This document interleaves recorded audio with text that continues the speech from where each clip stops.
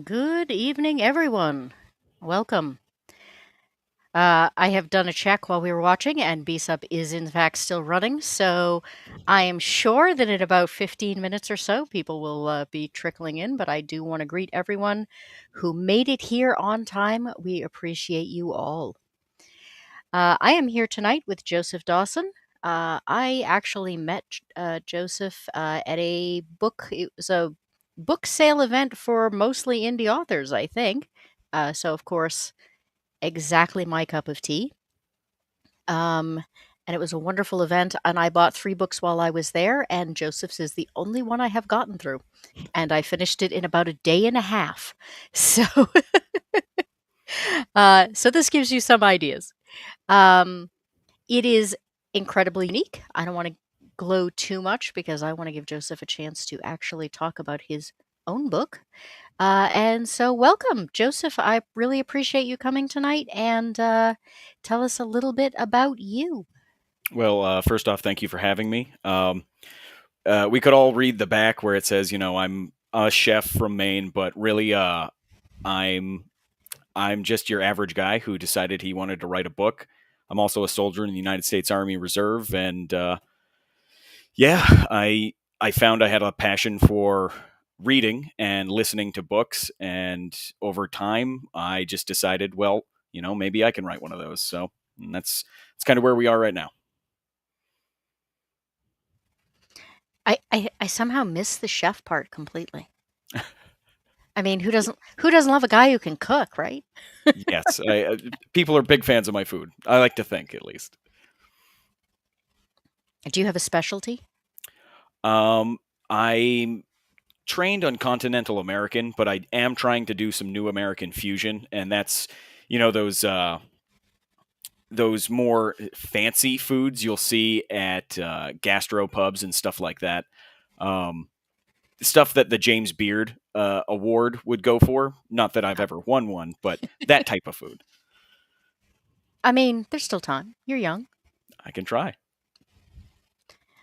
If the writing thing doesn't take off, you can get a food truck because food trucks are like the greatest thing ever. It has crossed my mind. I When I was a kid, longer ago than I ever want to admit, there was a guy who did steamed hot dogs in the parking lot of like the local grocery store near where my grandparents lived, and he apparently worked for 15 weeks a year, and the rest of the time he just packed up and went to Florida. He That's made he made enough money to support two households running hot dogs out of a parking lot. if it works, right? All right, so I just want to say we've got Legatus, who is the mod for this show, and I just want to take a moment to say thank you for his hard work and how much I appreciate him being here. So the struggle between stars. First of all, we have to start with how did you come up with the title? It kind of came to me in so I had these working titles for it as I do with most of my books, and I I was just sitting in my office one night, not this one, when I lived in a different house, but I was sitting there and I was trying to think of a title and I kept racking my brain and I thought to myself like, okay, I just need to stop and the title will come to me. And I'm not joking, like a couple minutes later I was like, The Struggle Between Stars, and I just wrote that in and it stuck. Like I never changed it. I thought that was going to be another working title, and Hmm. it hung out. It just works so well you couldn't change it out, right? That's yes. So funny, I saw an interview once where they talked about when they were here's a comparison for you. When they were making Shrek, Okay. the song at the very beginning of Shrek was not supposed to be the song that actually went in there. Um, but they put it in there while they tried to find something they liked better. And by the time they got done, they were just like, heck with it. We're just so used to it at this point. We're just going to leave it. Okay. That's just what that reminded me of. This was supposed to just be a fill in, but it really works well. So we're just going to keep it. Exactly. So, As I have mentioned, I do some editing for people, and despite the fact that I have a zero artistic talent whatsoever, people are always asking me about book covers and about how they get designed and how you find artists and how much you end up paying for a book cover and how important a book cover is. Uh, Hmm. do you have answers to any of those questions? We've gotten various answers, but So, I I I loathe to admit it, but I am a self-published indie author. So I that is actually an AI generated image, unfortunately. wow, It they did it. It did an excellent job. that was and yes, it's AI generated, but it's many hours of me tweaking the color scheme, getting everything just perfect. But the inspiration for the cover was the latest edition of Isaac Asimov's Nightfall. It's Hmm. got a very black and white high contrast, and that simplistic high contrast cover, and that's what I was trying to go for with The Struggle Between Stars. Hmm. I am obviously, not an anti AI person. So my firm belief is if it helps someone create, I don't have an issue with it. The only time I have an issue is when it takes over the creating. 100%. I couldn't agree more. And this is what I'm talking about, just in case anyone's interested. I mean, now that you've mentioned that, looking at it very closely, Hmm. I guess the city I could see that, but the rest of it still looks great. I was very impressed with what came out of it. Um, I wish I had had the money to hire an actual artist, because I know AI really kind of takes its art from everyone else and kind of amalgamates it, which is unfortunate because there are some very talented artists out there. I just was not at a place where I could do that. But hopefully, with the Maine Arts Commission, I might get a grant for the cover of my next book. So maybe I will be able to hire a local artist for that. Oh, nice. I Yeah, I have always said if this channel ever gets monetized, the first thing I will probably do is hire somebody to redo my avatars. um, but when you're not making any money off it, you kind of have to work with what you've got. And of course, the goal is, you make enough money so that you can pay someone for the next one. 100%. Just build that following. So I looked this afternoon because I was curious. The ratings for this book are excellent. Um, as much as everyone in the chat is going to know the company that shall not be named. They are still a good place to look for ratings. And you have, I think, like 4.75 stars or something like that. Oh no, a Yep. fair number of I can talk reviews. There we go. That's the word I was trying to go for. Um, so it seems like it's doing pretty well. I mean, most indie books, if you get 5 reviews, Yes. you're doing Um, well. I so it sold 750 copies, and 88 people decided they wanted to review it, plus the people on Audible and as well as Goodreads. But I think some of those are cross-posted. Hmm. But my goal when I first got the book is I want to sell 100 copies between all three formats: paperback, digital, and audiobook. And uh, my wildest dreams have been completely exceeded. So, and then 88 people deciding they wanted to write a review on my book. I'm floored, really. Yeah, and the thing about indie, when you're doing an indie book, is that all it takes is one bad review to kind of tank all the good Yes. ones. And so yours, apparently, there have been no bad reviews. I didn't go through all 88 of them, but they all looked quite good. None from America, at least. So, some international people don't appreciate my book, but that's fine. Really? Yes, you can't win everybody over all the time. Yeah. I mean, what is it? You can please all the people some of the time, or some of the people all of the All time. the time. Yep. Well, that's a shame. I wonder why. I wonder why it's specifically non Americans. Sorry, I am a studier of human behavior, and oddities like that always interest me. because there's nothing specifically American about this book. It really kind of speaks to anyone that's been through a combat situation and then had to return to civilian life. Hmm. Um, I don't want to get too personal. However much you're interested in discussing that, can you talk about personal experiences and how they led to this book? Um, so I won't go into too much detail, but the book is kind of a cathartic exercise in itself. I put a lot of from my mobilization with JSOC. I got a lot of accrued accrued trauma retention syndrome, um, and I didn't really have a good outlet for it. So I was when I got back from another course I was doing with the army, I decided to myself, I was like, I'm going to write this book. And like I said, I won't go into details, but it at the end of the day, soldiers have to go out there or from far away have to take a life, and that is not an easy thing. And this book is kind of the child of that. I won't say suffering, but that experience. Mhm. And what made you decide to put it in kind of a through a science fiction lens?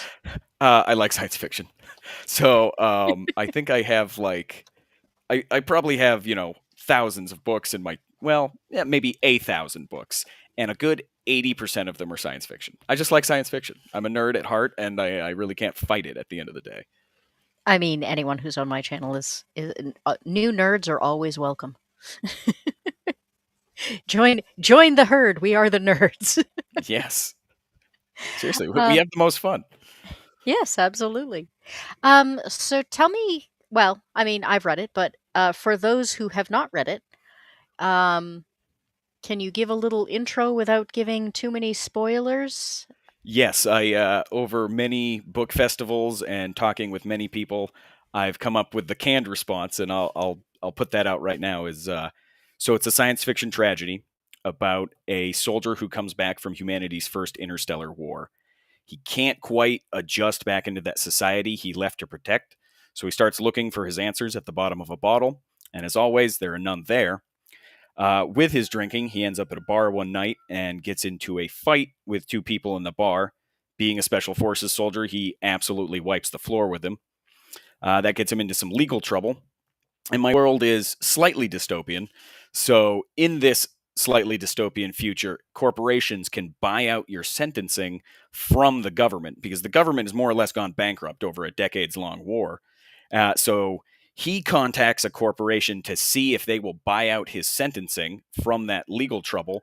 And they said, do you want to go to, I don't know if you can see it, New Vanaheim? We will make that happen, but you just have to do a job for us. And that's really where the book takes off. That first third is the introspective, emotional part, and then it kind of slows down a little bit, but then it picks back up, and that's where the adventure starts. And this is my favorite part because it hooks everybody. And then there's a robot dog.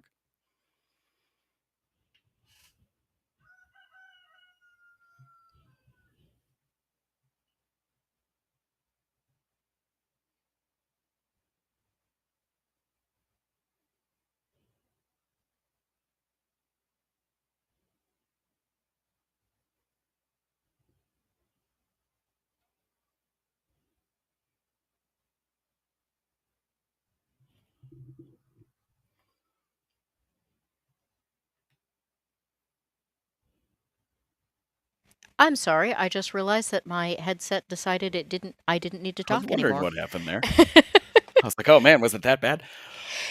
No, I'm just, an idiot sometimes. At least when it comes to technology. That's why Um, I just do the cord. well, yeah, I probably should, but then I'd probably forget I was plugged in and try and get up and walk away. I am not saying I haven't done that.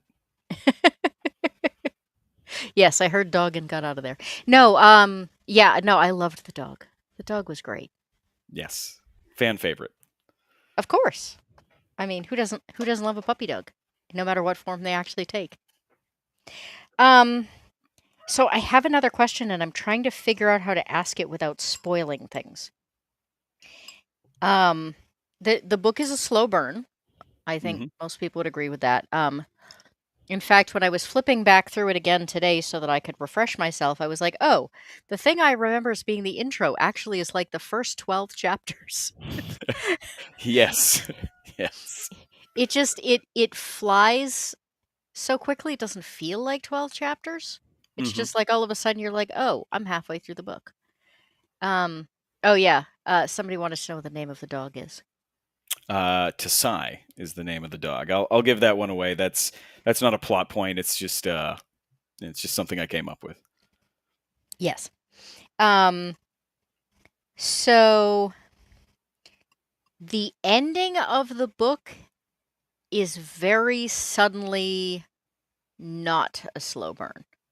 And I was interested after all of that kind of build up and personal work and everything else, why you decided to go that route? So that's a two-part answer. The very simple answer is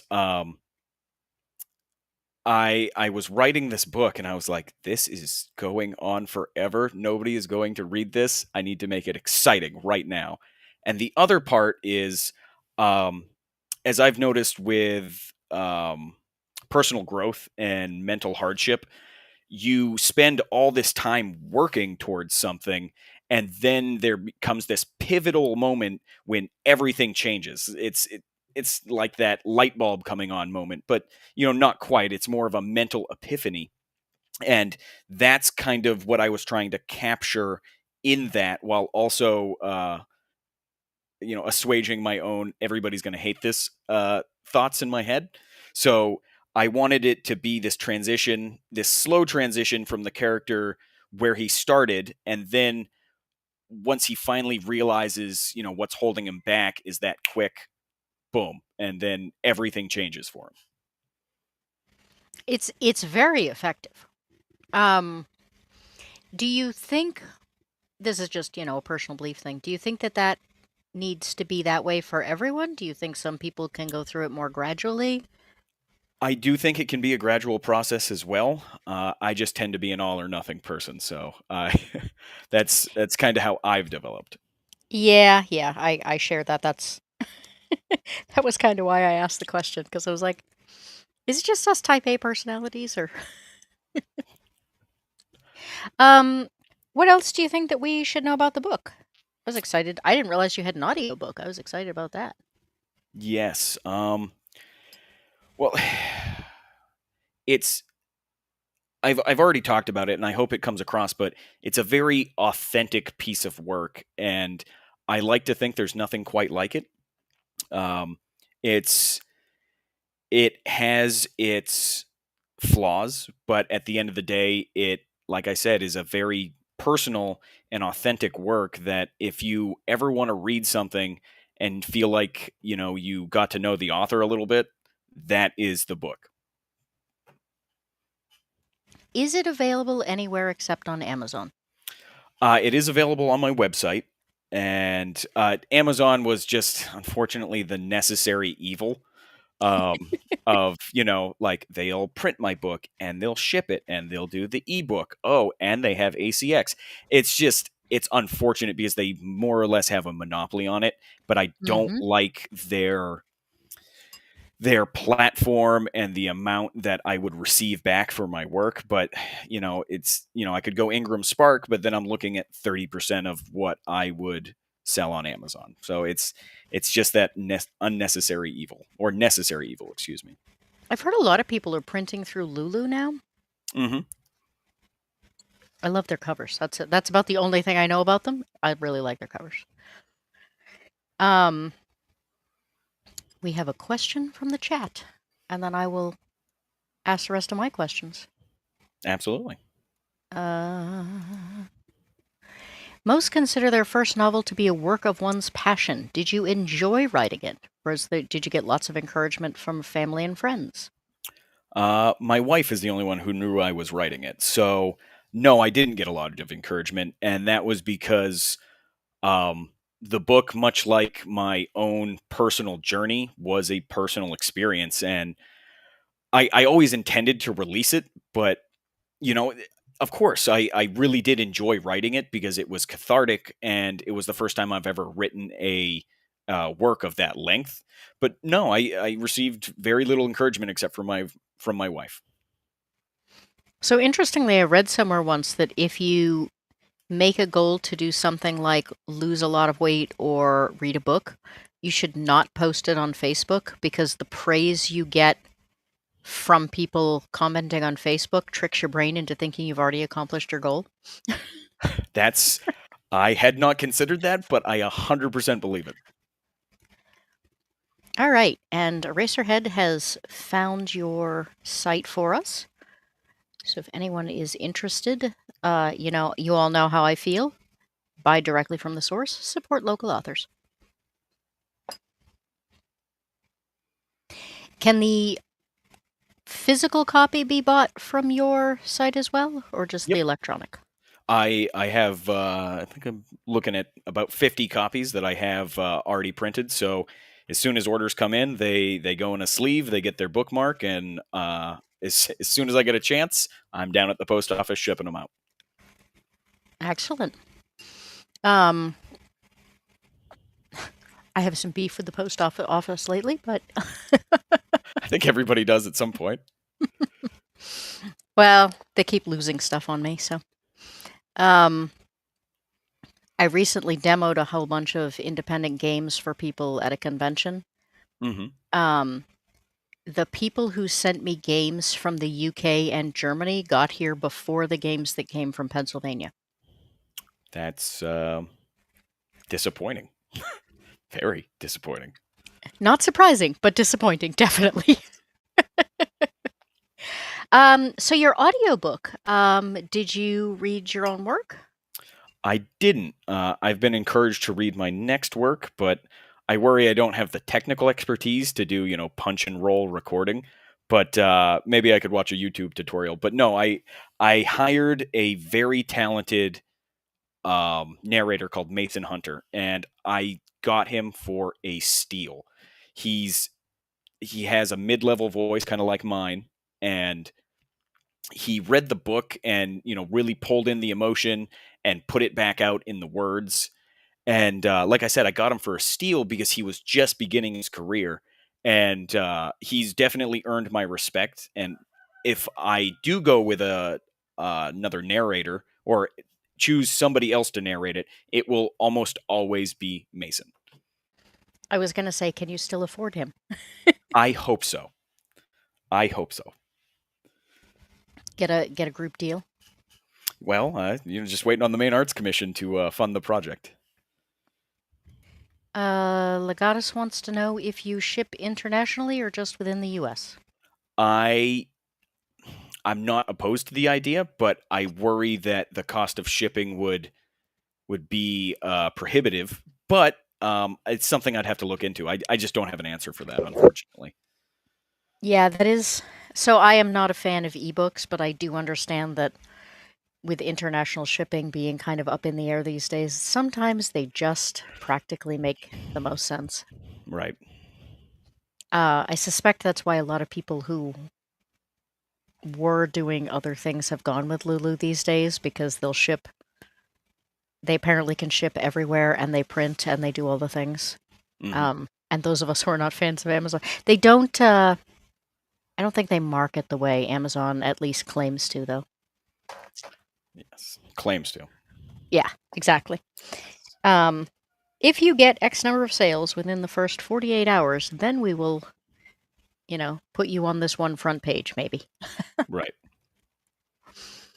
Um, I have all these questions, but I'm trying to figure out how to ask them without giving the entire book away to everyone. Yes. It's just this like, oh, but I need to know how this came up, and I need to know where you got the idea for this, and oh, no, I can't ask that. Yes. Uh, Yeah. There's a lot of hidden stuff in the book, and I tried to write it such a way that only once you've gone over it, you're like, wait, hold on. And then you have to go back and question whether or not you didn't or did hear what you thought you heard. Mhm. Um, so the end climactic bit, Hmm. being a fan of science fiction, was you. I don't know. I feel like if you answer this too specifically, it'll be a giveaway. Hmm. But were you inspired by particular movies that might come to mind when reading it? Uh, yeah, it's good. If I say the movie, it'll give it away. But um, I could think of a couple movies actually that. the one that really sticks in my mind is it's a B movie, an indie movie. It's called Pandorum, and like Oh, I won't give not too what I much was away thinking of. about Pandorum, but there's a very specific part in that where it I mean, in my mind, I am unfortunately a product of modern media, and sometimes I have to regurgitate things. So that's one of those things I was like, wow, that's very profound. So then I tried to include that in my work. Another question. How long did it take you to write it? Some say the second becomes easier. Are you planning a sequel? I was going to get into that later, but we'll do it now. The writing was actually the shortest part. I want to say it took me 4 to 5 months of sitting down every night and having a little bit of bourbon and writing my book. And as for the second being easier, I've found it the opposite because with the first book, I didn't know what I was doing and I just did it. But now that I have more experience and I understand what worked well and what didn't in my first book, I am probably a little bit more critical of myself than I would have been had with my second book. As for a sequel, that's hard. That's hard to say. I left it open just because I don't think any story that's about a person and that's as personal as my book is should ever be closed instantly once you're done reading it. So there may be a sequel, but it will be more of a spiritual successor than a direct sequel. But you are working on a second book. I am working on a second book. Yes. And I That believe I believe we Go have discussed the fact that that has actually taken longer for you to write. Yes. I also had a second kid, which soaked up a lot more time than the first one did. Because now they don't quite outnumber myself and my wife, but now we're on even ground. So Yes, it children will. I mean, I do not have children. I have, dogs and cats and goats. And as it is, I almost never get time to write unless it's for a work assignment. So I can't imagine trying to do it with children. it's I get my quiet hour. It usually happens between 8 and 9, and that's when I try to do my writing. Whatever I can get done, and however much I feel like I can do, I just try to do my best. And I am very thankfully on the last chapter of the first draft. Everything is ready to go. I have a very excellent editor lined up who um, is also military and understands this the science fiction dystopian angle of it, and is good at replicating my style. So they're also very good at suggesting, like, "Hey, that was an abrupt uh, scene shift. So let's try to work this in. This is what I came up with," and then I can take that and be like, "Well, I think that's right, but." I'm going to modify it, so it still remains my work. But I'm Hmm. very excited about working with this editor. Very nice.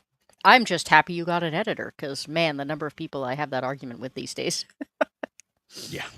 Um, it's an unfortunate truth that as more people realize that indie publishing is a possibility, Hmm. this unfortunately has caused a rise in people who either do editing scams or who just plain old can't edit, Yes, and they will editing they'll scams, vanity publishers, advertising companies. There's there's a trap in everything. Once you get into the community and you start looking for something, you'll see it. Yeah. I've told the story before, but I made a post on Twitter a couple of months ago, and I got a private message from someone who said, "I found a typo in your Twitter post, and I can help your business develop." And I thought, well, that would be really embarrassing. Uh, Mhm. but I was on my phone, and let me tell you, there's a reason I don't edit on my phone. So I suppose it's possible. So I went back and checked the Twitter post and realized that the Twitter post actually was right. They were going to edit it so that it was wrong. Oh, well, Um, that's not a very good editor. yeah, and I was like, I can't figure out if they were just throwing out nets in the hopes of, getting people for a scam, or if it's, somebody that honestly thought, like, I would be really good at this, so, you know, I'm just going to do it. It is a very difficult thing to get into, professionally, just because, you have to prove you're good with words in order to get a job that's good with words. Yes, yes. um Eraserhead says he loves that story. You said you just got, I think that's supposed to be done and started writing. So was there a formal or informal outline ahead of time? Not everyone makes one just before beginning. Did you just have a general idea? So my second book, Shadows in Neon, a noir tale, is actually born Ooh. of a picture. I saw a picture. It would take me a minute to find it, so I won't dig around on the internet for it. Um, but there was a picture from an Instagram artist, and I think his name's uh, Ishmael Igolnik. I'm probably butchering that, so don't try to type that into the Google machine. And he made this very striking piece of what seemed to me be two police officers on a rooftop, and they were in a gunfight. So that picture turned into a short story, which I entered into a contest. It didn't win, and then I just kept coming back to it in my head, and I was like, no, I'm just going to write a whole. I wrote a whole book based on a picture that then became a short story and then became a book. So, as some of the people that follow this channel may know, I absolutely adore noir. In fact, I think the first major video I ever did on this channel is about the history of noir movies. Oh, okay. Um, and up to about Chinatown, which I consider to be the last really great noir. I mean, it's not noir strictly, but I Mhm. think it's the last close thing to noir. So I may have more black and white videos in my collection than than I do colored And sometimes ones. the classics are best. Yeah. Wormy Spoon says, "Is it hard sci-fi? How much to go into technical explanation of tech and space travel stuff?" No, I wouldn't call it hard sci-fi. It is at the end of the day a very emotional tragedy work dressed up in sci-fi clothing. I am I won't say super technically inclined, but I did try to include the science of most everything and at least the technical specifications, if not, the raw math of how the Alcubierre Musk drive opens a path through space. Gesundheit? Yeah. I always have it written into my contracts when I'm doing something that is sci-fi related. I was like, I am not fact checking this. Yeah. I will do That's anything I else. I will do anything else you ask me to, but I'm not fact checking this because I won't understand any of it. Yeah, that's a lengthy process. Yeah, I know my limits. Um, I was gonna ask how much of that you made up and how much of it is like reality. The future of today's reality in tech. So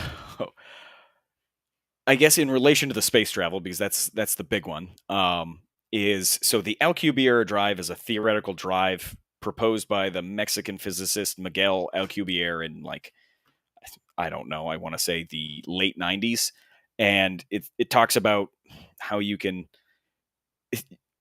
objects can't move any faster than light. They actually can't move as fast as light because they have more mass than light. But that doesn't say anything about the space around the object, which that's what the drive does is it enfolds it in a, moving space-time and then moves it through space. But that's like that's very advanced. Oh, it's like every thing they do in a movie where they fold paper up and then poke a. Yeah, yeah, and then you poke the pencil through. Yeah, yeah, absolutely. Got it. I think visually, not mathematically. That's fine. Do we have other questions from the chat? I want to make sure I haven't missed anything. Oh, that is an excellent question. What is the age level for this subject matter and writing level? So, um, age. Okay, so I take that to mean what age is it appropriate for? I think um, I think mature high school seniors could read this book and get something out of it, but I wouldn't really go any lower than juniors or seniors in high school just because they don't have the um, emotional maturity to understand what's going on in the book. Um, as far as subject matter and writing level, the subject matter is, it gets pretty dark at times. It's a very gritty book. There's PTSD, what we would call PTSD. There's even parts of suicidal ideation. So you have to be emotionally mature to understand the book. The last writing level is it's hard to say because I don't know because I've sold the book and people are like, "Oh wow, you use big words," and I'm like, "No," and they're like, "Well, it confused me," and I was like, "Well, I just don't know. I don't have a frame of reference without projecting myself onto others. So I'll leave that one to the people who read the sample. I I actually really enjoyed it. So the reason I don't write fiction is that I have submitted stuff and I have been told I need to dumb it down Yep. because I also use big words. Um, that it's not, they want publishers want something at about a seventh grade reading level. Right. And that bores the heck out of me. I mean, I don't want to have to look up every other word, but any book that makes me look anything up makes me really happy. Right. I mean that's how I got to use big words. I like that because you don't have to.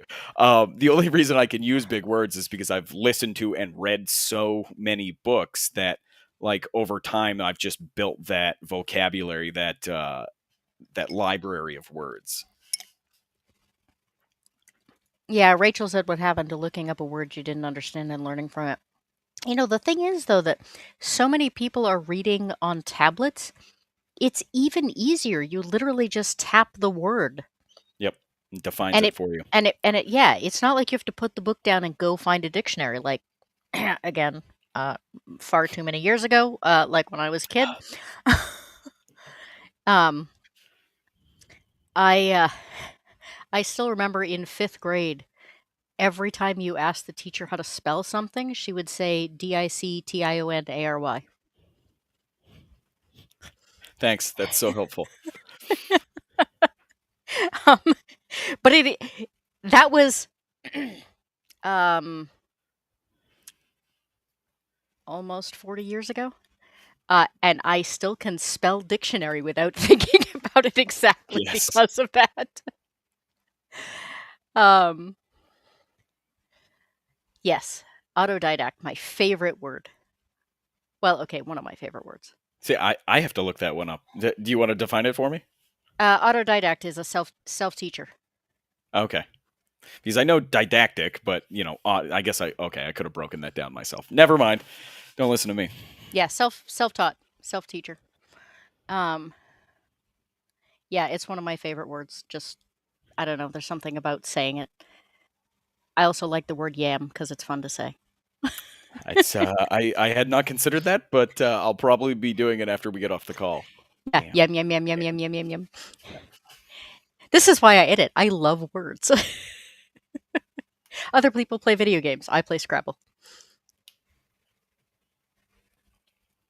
Um, defenstrate is also a very cool word because we have one of the least specific languages in the world, and yet we have a very specific word for to throw someone out a window. Oh. And people say English is limited. I don't think so.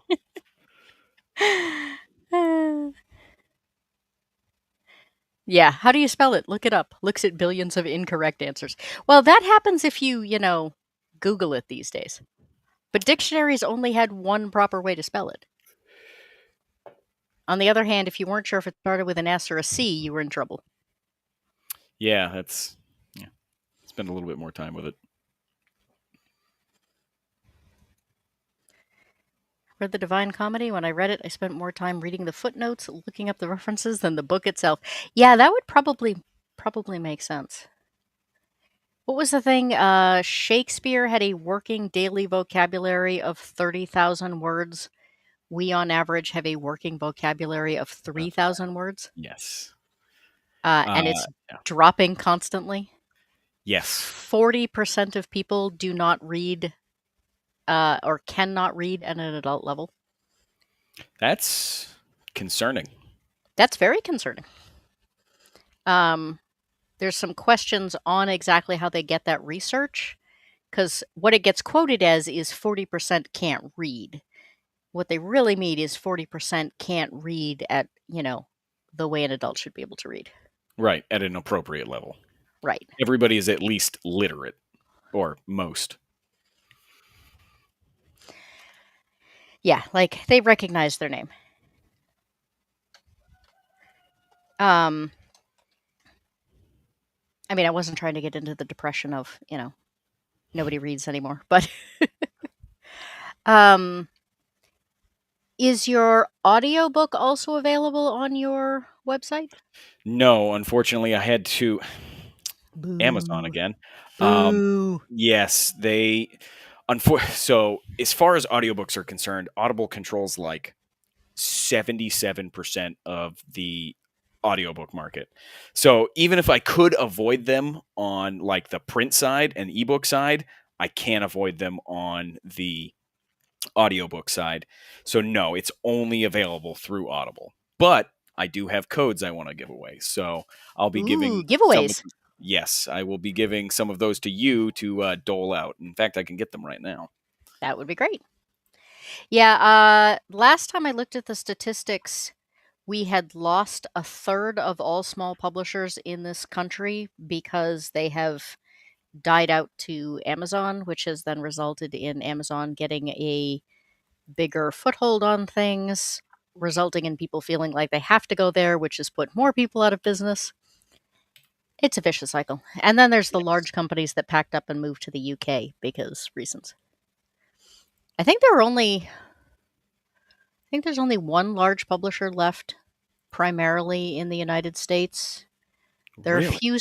few small specialty publishers, like there's a couple of companies that specifically deal with homesteading books.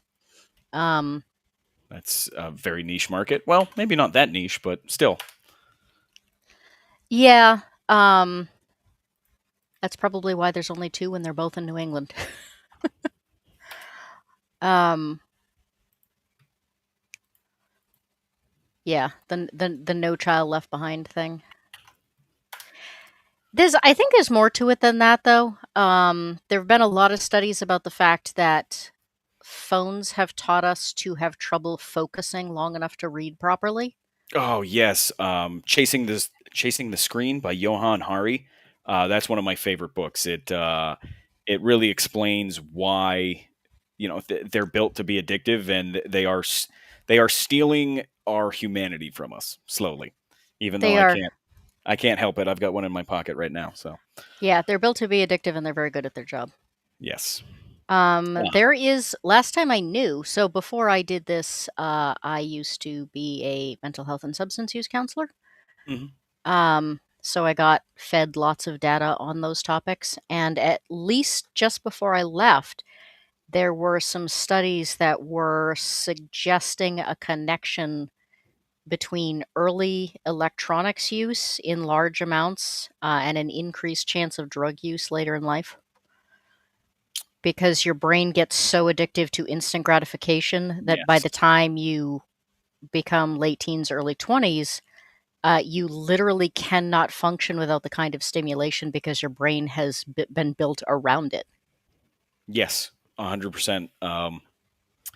Yeah, we could get into that, but I also try to separate myself from my phone when I write, just because it's such a powerful tool, but it's also a massive distraction. I can't help, like, oh, I wrote about this thing, but now I got to research it on my phone for 30 minutes and then write six more lines until I have to research something again, when I'm really just seeking out more time on my phone. And while you're researching, you have to check your Facebook and check your Twitter Of and check your course, YouTube yes. and check your Like, did I sell a book today? Yeah. yeah, yeah. I am totally guilty of that. I always want to know, like, did my videos get like more hits? Do I have any comments to answer? How's Discord looking? I have managed to I have taken both Facebook and Twitter off my phone, which has been really helpful. Yes, yes. I did the same Um, with Instagram. So. I have made a point of my phone now gets plugged in like away from my bed every night so that I Hmm. will read instead of playing on my phone. Yes. Um, but yeah, it. So Rachel says she is writing a children's book and trying to Mm. keep chapters short. Rachel, I'm curious, what's the age group of your book? See, I could never write a children's book because I was reading adult books by the time I was in fifth grade. And Yep. I'm like you. I have no concept of I can't buy kids books. Like my sister-in-laws all have children, and I cannot buy them books for Christmas because I have no understanding of what a proper reading level is for their age groups. That's fair. Yes, the TikTok generation. I mean, we call it the TikTok generation, but honestly, we are all becoming the TikTok generation because your brain is at heart lazy and Oh yeah. It will do anything it can to not do something. mhm, absolutely. Um, I had one more question and I have totally lost what it was. Does anybody else in the chat have a question while I am trying to get my brain to do its job? Speaking of brains not liking to do things, I did want to suggest, ironic since we're talking about, getting off your phone, but Jared Henderson is a YouTube channel I really like. He does a lot of philosophical stuff, but he talks a lot about the problem with getting people to read. Mhm. And there is also the No Nonsense editor who talks a lot about the fact that men are not being allowed to get published, and therefore boys are not getting books that are written for them. And that was it. One of the things I wanted to discuss is the fact that there is not a lot written for boys. And I know that this particular book is sort of written for a more mature audience, but I sort of wonder, as a parent, I don't know if you're boys or girls, but Mhm. um, I sort of wanted to know what you thought about that kind of snowball effect. It's it's hard to say. I so something that comes to mind, and I'll just tell this short story, is one of my favorite authors who started out as an indie author. His name is Michael J. Sullivan. He talks about, in one of his forewords or afterwords, about when he wrote something in his creative writing class in school. It was like a post-apocalyptic thing, and a young boy picked a flower out of the ground in this like wasteland, and he looked at the flower and then he dropped it to the ground and crushed it with his foot and said, "Nothing as beautiful as you deserves to live in a world like this." And he wrote that, and then all the girls in the class just like scoffed and said, "A boy couldn't write that."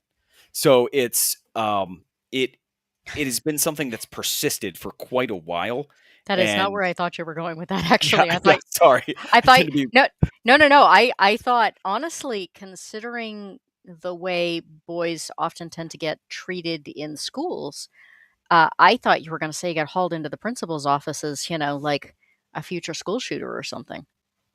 I he's a little bit older than me, so maybe nowadays that may have happened. But there's also I read an article not long ago about a men's only publisher who also talks about this, and I I don't feel underrepresented because I a lot of my favorite authors are men. Jack Campbell, Ian Douglas, Michael J. Sullivan, Nick Cole, Jason Onspach, Andy Weir. Like I I gravitate to that. So unfortunately, there's probably not as many as there are female authors, but for those, you find what you're looking for. So if you really want stronger male authors, you might have to be the stronger male author if you like writing that much. Hmm. Yeah, I think the concern is so I have heard this. We don't have we don't have books for boys because boys don't read. But then Right. boys don't read because there are no There are books no that they books for enjoy. them. Yeah.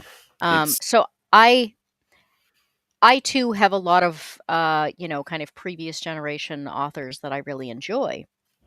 Um, but nowadays, if I walk into a bookstore and I go to the new book section, 95% of them are not only it's not that they're female authors, it's that if you pick up the back and you look at the little blurb on the back, they're all the same. Like the entire story is so predictable, and it's always like either some romance triangle. There's always, the girl who turns out to secretly have been a princess or a magic user or a dragon the rider whole all time. along. The whole time. Um, they're all the same. Yes. And I mean, I'm not a boy, and I would still hate that. I just go back and reread the books I like. But I'm guilty of that as well. um, have you ever considered like writing a book that's well, I don't know. Actually, the book that you've got coming up, do you think that will be less Yes, it is less emotionally emotional. less emotionally heavy, I think is the word I was looking for. There is. I am at the end of the day a tragedy writer, Mhm, and yes, there's still emotion, but there's a lot more levity in this one. There's a lot more character interaction. It's more of your traditional book rather than my first book. So mhm. yes, there will be some changes in my next book or differences. I'll say. It's interesting too though because like The Hunger Games was a children's book. It was a young Hmm. adult, it was aimed at teenagers. That book is very heavy. I mean, it's gory, but it's also very heavy. Um a lot of the books I read Jack London like Yes. starts out with starts or ends depending on the story Hmm. with people either freezing to death or being mauled by wolves. To Build a Fire is probably one of my favorite short stories ever. So yes, agreed. Yeah, I have a love-hate relationship with that story. On one hand, I love the talent that went into writing it, and on the other hand, it creeps me out. Well, Jack London espoused certain things, and he was really just kind of like an overweight alcoholic who never went into the wilderness. So it's still one of my favorites, but you have to look at the person behind it sometimes too. Anyone who says "write what you know" never met Jack London. Yes. Yeah, I agree. Rachel says young adult is not what it once was. Yeah, nowadays it seems to be a lot of spicy romance and teenagers getting involved with 200-year-old like domination relationships.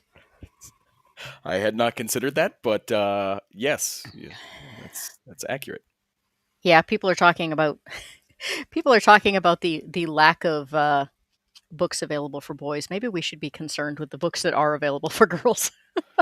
I think that goes in both directions, but a, a point is, when I wrote both of my books, when I think about it, and the third of the one that's just kind of sitting somewhere, I wrote them for men, like men, boys, but then when I go to these conventions and I talk about my book, I find that I have many more interested females just because of the way I write. So it's hard to say if there aren't books for boys or if it's not, you know, maybe men or boys could learn to appreciate other types of books. Not that I'm advocating for less male authors or less books for men. I'm just saying that I think everybody could be open to a little bit more men to different books and the publishing industry to more men. Well, I think it's a snowball effect. I mean, how many men go to those types of events because they don't expect to find books that they will enjoy? Yes, I very mean, few. I know that the percentage of male to female at the event I met you at was had to have been 80 to 85% female. Hmm. Um, and that's not counting the authors. There were very few male authors there. Yes, Um, yes. Which plays to my advantage, so I'll take it. yes. Um, but again, there are women interested instead of men because it's women at the events, not because men aren't interested. Right, But that becomes a marketing thing. Like, how do you reach out to men? Especially men that are going to have shared experiences that might hit home the most to. right. It's, Um, yeah, it's a complicated idea to try to target something so specific. Absolutely. So, all right. So you said that you had some things you would like passed out, Yep. and I sent those over to you probably 15 minutes ago. I sent three oh, for the US and three for the UK. you sent them through Messenger? Yes, I did. It's just what Ah, I had okay. up. So I didn't just Sorry, I drop was them right in private chat. I'm sorry. no, I sorry, I was looking for them in private chat, so I was mildly confused. All right. So, how do these work? Um, Tell me what I'm typing in here. so there's the alphanumeric code at the bottom of each, little link. So you more or less, I would just take that message and drop it to whoever you're giving it away to. Well, okay, so are these only good for one use Yes. things? Oh, okay. Immediate redeemable to your Audible account. Okay. Who in the chat has Audible? Because I do not. Because I think what I'm going to have to do is give them out individually. How am I going to do this? We may have to hash this out after the fact, and I may just have to message people privately if they're interested in, or they may have to message me privately if they're interested. Because I don't know how to do it other than just throw it into the chat, and whoever gets it first wins. Right. Throw to fight over it. Yeah. Yes, there we go. Cage matches for your book. I have many codes. Please, nobody verbally wound each other. Verbally. Who said anything about verbally? Well, it's all we have are words as authors. So Live streaming exists for a reason. Cage matches. I just have a vision of little cartoon avatars that like people use on YouTube in yes, these little mock cartoon cage matches.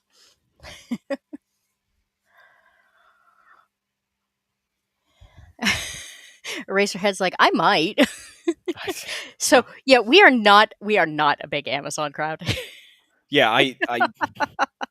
It's like I said, it's that necessary evil, but understanding that there is also a community of people that's like, no, let's not do Amazon. I really do hope that catches on. I wish there were more better options for indie authors, and I do like what Brandon Sanderson is doing for audiobooks and indie authors across like the whole Amazon enterprise, where he's more or less withholding books. He's like, "Why don't you just make it better, and maybe I'll give you my book." So I do appreciate him for that. Huh, I did not know that one. Mhm. Um, yeah, I agree with you, Legatus. I like physical copies. I do like, again, I'm old. I did like when you could put CDs in the car and like listen to them on long trips, Yes. because when I do interviews, I sometimes have to go out of state and I hate driving. Yep. So if I have to do a 6 hour, day in the car, Books on tape. podcast. I was gonna say books on tape and podcasts are my friends. So okay, so I will absolutely have these. What did you say? Three are in the US and three are in the UK? Yep. Is there an easy way for me to figure this out? The last three are UK, and the first three are US. All right, that's easy then. And Um, .co.uk are the UK ones. yeah, they're just. I think they're getting. Oh yeah, nope. There we go. I see it now. I was looking. I was looking too far in advance. I was like, I think it's getting clipped off. I don't see a .com. Oh, that's because I went too far. Um, yes, free library apps are great. Um, so I want to thank you very much for coming. Are you doing other events or? I may be coming to the Bangor Authors Fair again. I am now that I've talked to you about it, and it's like, well, you're one of the few male authors that'll probably be at the event. Even though I don't have my second book yet, it's in December. I might be able to have a physical copy ready to for sale. So I'm debating coming to the Bangor Authors Fair again. Mhm. Do you ever consider doing like science fiction conventions and things like that? That Yes, tends to have a pretty male heavy attendance yes. I population. was at Bangor Comic and Toy Con, which I do plan on attending again if I can get another book. Just because, coming out 2 years in a row with the same book, it feels less to me, but I you never know who you're going to meet. So I'm still open to possibilities. I was going to say, if somebody hasn't seen your book, then to them you haven't been Brand there new. twice. Um, yeah. Let's see. PortCon just got done. I'm trying to think what else is on in New England in the near future. I am going to the Military Influencers Conference in September in Atlanta, Georgia, to hopefully collaborate with some people, maybe Oh, on very nice. art or anything. Like because I'm military and I'm also a creator, I want to get into that space and find other people to collaborate with and promote with, and maybe we can form a better community. Yeah, that sounds amazing.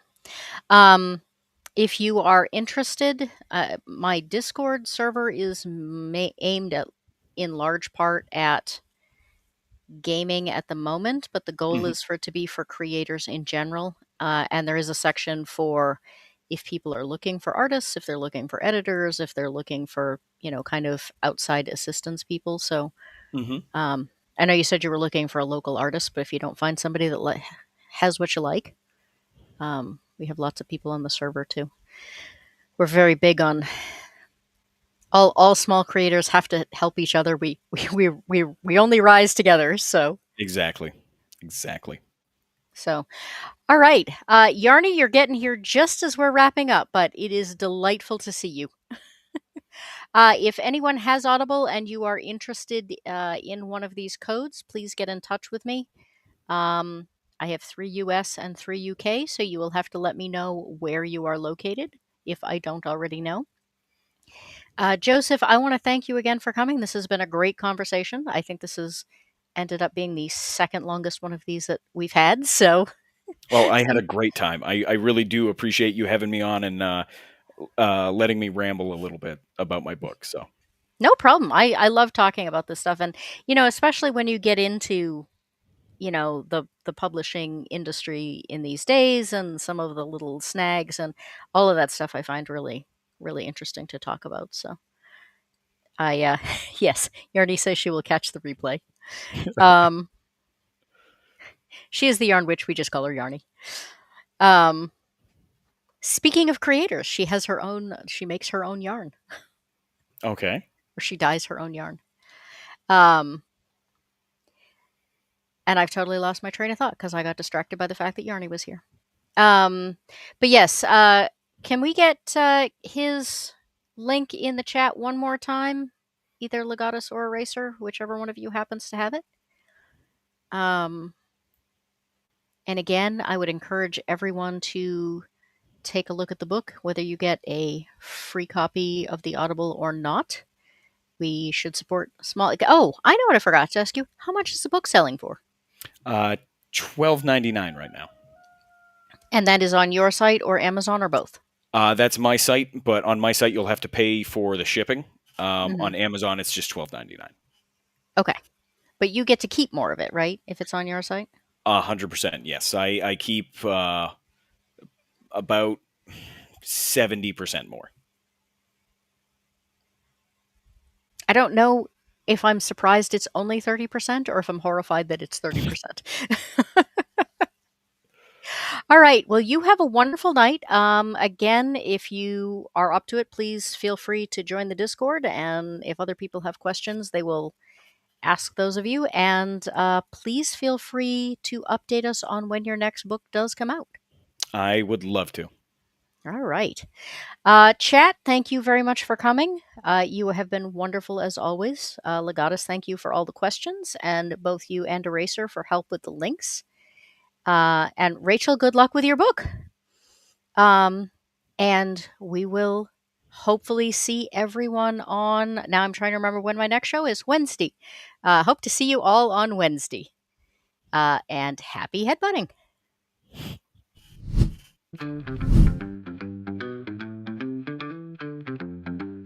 In a room lit by computer glows, a goat inspects striking a pose. Mic in hand, she starts the show. Questions fly, authors disclose. Indy offers in the seat of fame, tales of adventure or love untamed. Writers who deserve more acclaim, sharing their stories, joys and pain. I club to go to ask what's your dream. Chat ask questions as they stream. A quirky quest through the unforeseen. Authors laughing, eyes agleam. Questions common and unique, tale both modern and antique. Of writing and edits we will speak. Of the author's world we'll take a peek.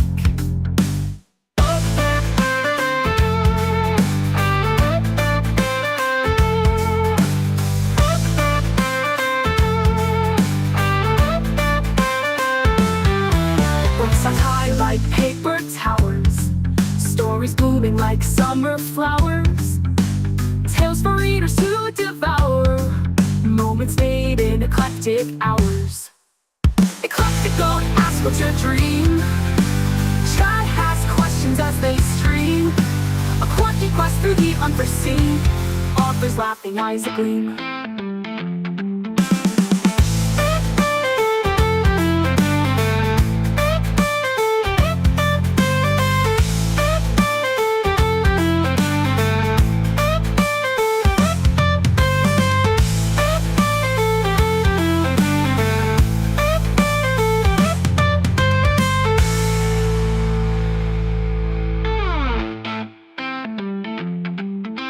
Eclectic goat, ask what's your dream.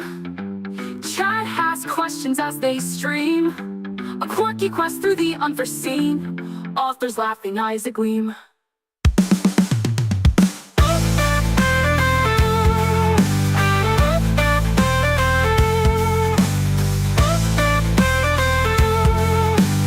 Authors laugh, eyes agleam.